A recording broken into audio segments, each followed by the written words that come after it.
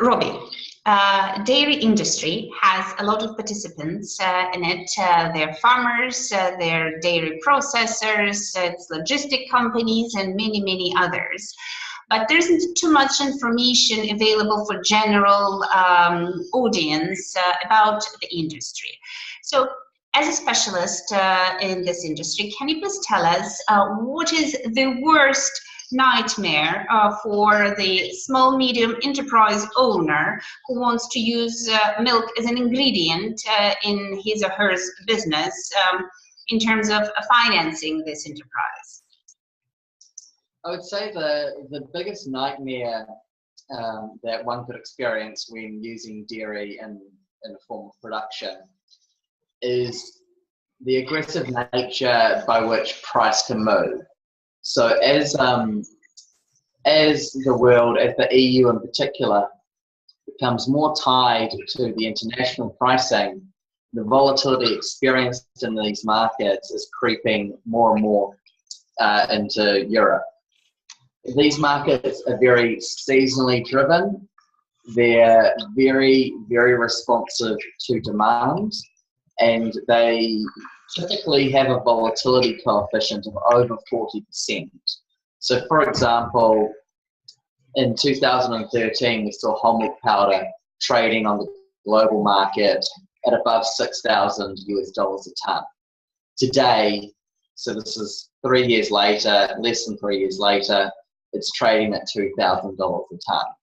So it can move exceptionally fast, and when it moves, it's not just the absolute terms in which it moves in can be massive as well. So I would say the worst case for somebody who relies on dairy in their production chain is being unhedged, being caught off guard by very aggressive market moves. Well, with the world getting more globalized and new markets popping up very often, how farmers and dairy processors can take advantage of new geographical markets, or it's a very difficult situation? It's not an overnight exercise. It does take time.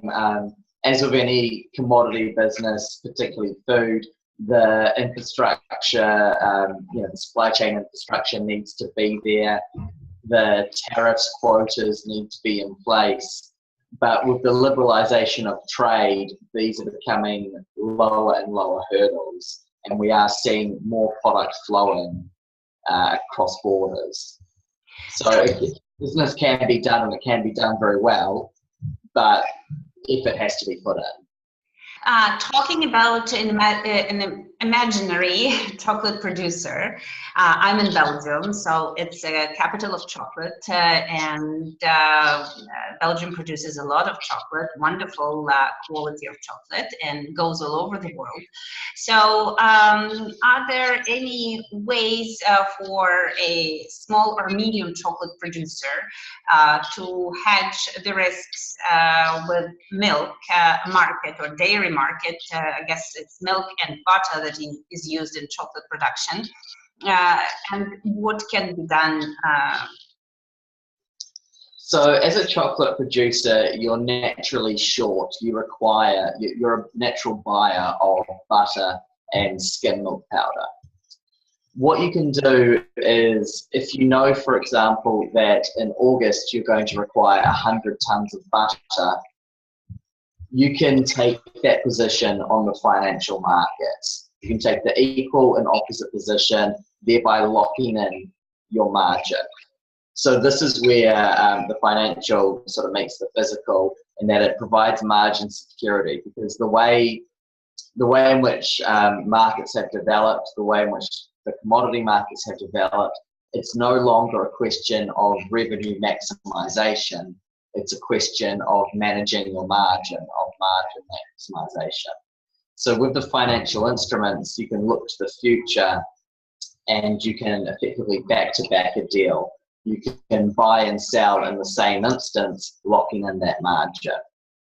So I would say for a chocolate producer, you'd want to look at the skim milk powder contracts, and the butter contracts, as well as naturally the cocoa and probably sugar.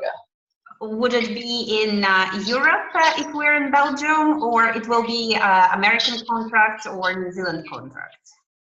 So if we're in Europe, there are two contracts that would be most suitable, and that's the EX dairy contracts. They're listed on the European Energy Exchange.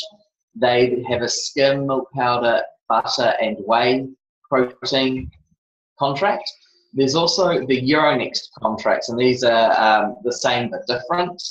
These are physically delivered, which is a bit more technical, but they also offer a butter, skim and whey contract. So for European chocolate producers, for those with European dairy exposure, there is a European solution.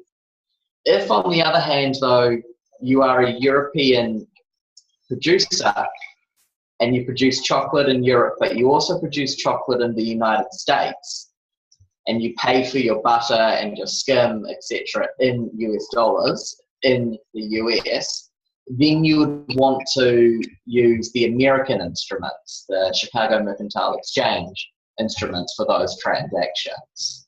So it's all it's about finding a contract that best mimics, that best represents the price you are paying. For example, China, which is a very big importer of skim milk powder, whole milk powder and butter, they typically pay the international price, which is dictated by New Zealand. So the majority of Chinese firms won't participate on the European exchanges or the American exchanges, rather they'll participate on the New Zealand exchange because that best mimics the price that they pay.